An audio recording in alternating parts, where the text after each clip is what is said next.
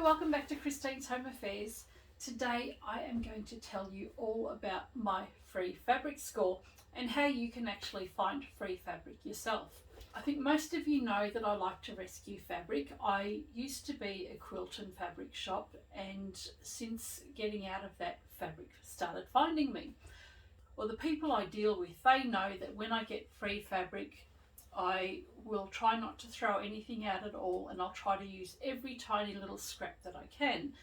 And when I do get fabric for free, I make sure that when I make a product to sell, I don't charge for that particular fabric either. I don't think that that's right, that if I go and make something, I get a good hourly rate with my makes, and then I charge for the fabric. I don't think that's quite right. It's my personal opinion. This actually helps me sell lots of product as well, because people love the fact that I rescue or repurpose fabric where I can and don't charge them for something that I haven't paid for. Let me show you what I've got, and I'll tell you where I got it from. I'll give you some ideas as to where you can find all of these great sorts of fabric. So let's have a look at what I've got. So this is all furnishing fabric. So I got a text message a week or so ago to say that there was a batch of fabric ready for me to pick up, and this is everything that I've got. There's some really nice stuff here. Now there's lots of small pieces, but then there are some really nice bigger pieces as well. This one here, for example, it's some kind of a suede type of fabric. They're on cards, so they're only really small pieces, but these will actually be nice in wallets. I think I did a video for a small credit card holder, so you can put them inside wallets. So even though there's not much to work with, I can still do something with these pieces. Just peel off the sticker most of the time, and I can just make really tiny projects. When you get fabric like this on the cards, you get a decent size, so they will make really nice zippered pouches or cosmetic bags. But on these cards you usually get a nice big piece of fabric as well, so there's usually just a nice piece of fabric that you can make a much bigger bag with. And if you have a look at this one, I love this piece, or this card. Absolutely love this. There are some really nice geometric colours. I had something like this. Actually, I've still got the fabric. I've got something like this on the walls in our table tennis and dance studio. I've used it as sound blankets, and I'll pop a link up here so that you can see how it looks. But I had rolls and rolls and rolls of this, a couple of 100 meters, made lots of shopping bags. The fabric is really nice and sturdy. I love this green, absolutely beautiful. So these will make, even though there's only small pieces, these will make really nice cosmetic bags. And on the end of the card, there's usually a nice big sample piece of fabric. So there's a decent sized piece there that I can do something with. And the other one, this one here, is another really nice one with the geometric fabrics, all upholstery fabrics, so they're really good sturdy fabrics. A lot of the times I don't bother to line these because they're so stable. But on the back of this one is this gorgeous, absolutely gorgeous teal or jade geometric design. Love it. I get really excited over these fabrics. Even these ones that are fairly plain, but they all have their uses. You remember my puppy poo pouches? They're made out of scrap pieces of fabric. So my puppy poo pouches use half this amount of fabric, and I've made hundreds of those, sell lots of them. So these plain colours will do really well, especially if you have a zip, like I use the black as my signature zip on all my products. Then you get folded cards like this, or folders like this, and in this one it's a leather craft collection, so you can see that there is a heap of, it looks like vinyl, but there's lots of great size pieces of vinyl in there. And then you get these ones here. Now don't be put off by anything that's small like this, because they've already got the pinked edges, you've got nice long strips, and I could see these easily becoming little tiny little wallets like that. Just sew them up around the edges the pinked edges will actually help with it. So I can see hundreds of little wallets coming up. Father's Day's coming up too soon, and I think I might have a use for these because kids at school, they want something really cheap to buy for their mums or dads. It's usually just a token gift, but something like this I can whip up really quickly, and the kids can give this to their fathers or their mothers for Mother's Day or Parents' Day. So that one's a really nice one with all those vinyl swatches. This one is another one with some swatches inside, but have a look at the texture of this. They're just beautiful. It's like a carpet, but easier to sew. And this one I'm excited about. This is another book with swatches in it. So you've got, it's all leather, it's actually all vinyl. So you've got vinyl pieces in there, and these will be great as well, especially for the guys that want something blokey looking. These will make great card wallets. And this one here, check this out. A really nice snake skin textured vinyl. There's not many pieces, but geez, there's some nice ones there. Love this. These ones are great too. They're very shimmery. They're almost like a velour, but much nicer to touch. I hate velour. Really nice fabrics. And again, on the back, there's a really nice big piece of fabric that I can do something with as well. So I get lots of small projects. I do love selling small projects. I have lots of small zippered bags in my shop that are all made from these sample swatches, and I put $10 or $15 on them. I just batch sew them all together with my black zips, and they sell really, really well. Where I got this fabric from, the guy is an upholsterer, so he does this for a living, and he has lots of just scrap pieces of fabric.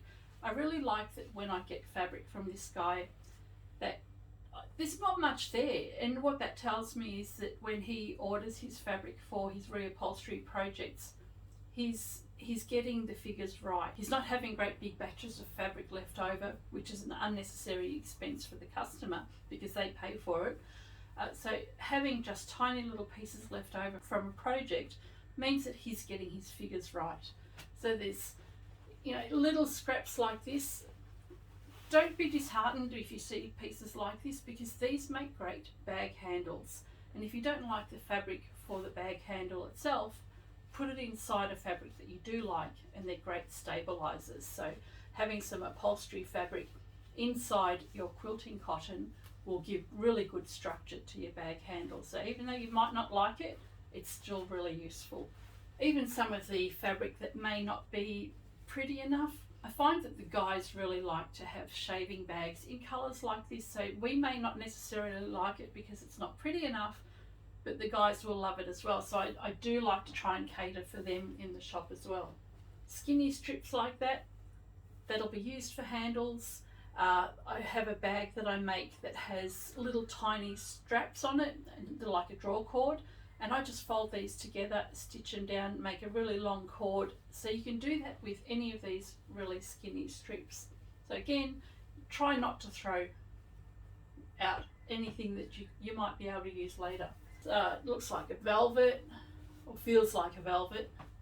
So lots of scrappy bits of fabric like that, but these are the perfect size again for my puppy poo pouches, my pocket tissue holders, you can use those, the credit card wallets you can use. So yeah, any small strips of fabric are completely usable. Here are some more great colours. Oh, nice. Some more snake skin, fake snake skin looks. I love this. And then sometimes you get lucky and get lots of fabric in one particular colour. So this is a furnishing fabric.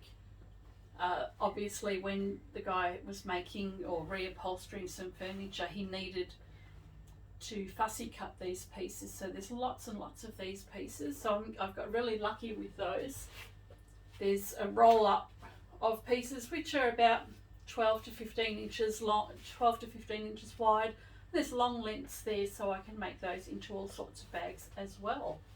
So whereabouts can you get this fabric from? Well, what I would recommend, and this is what I do, is I will go to places like furniture restorers.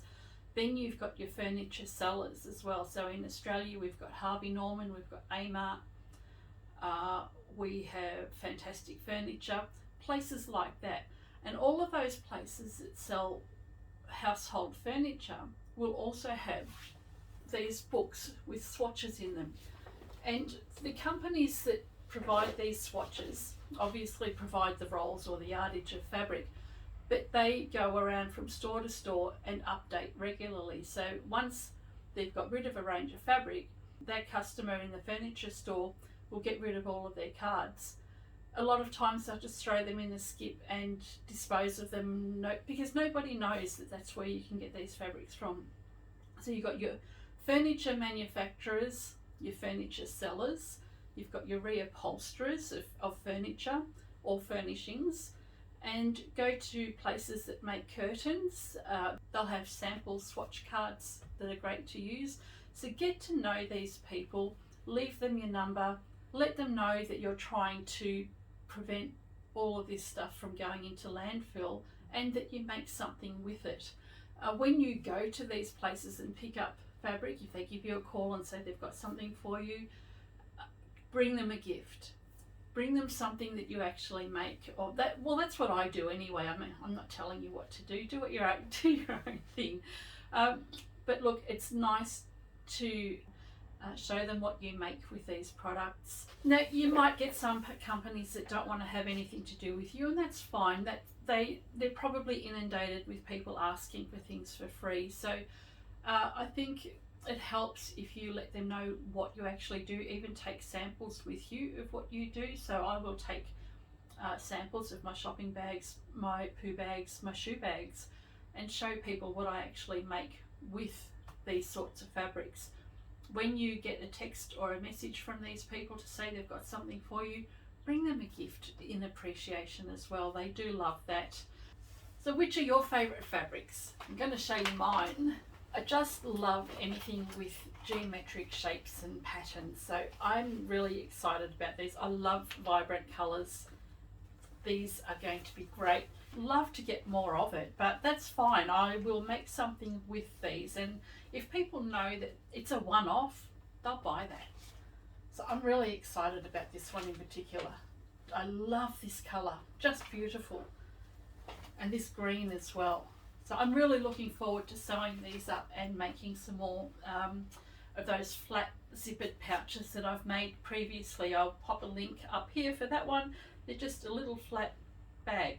So from pulling out 2 cards worth of samples, I've managed to salvage a couple of bits of leather for the handles, some corners which I might use, and some screws which they must have to be tacked in, I'm not sure, but they might be handy one day.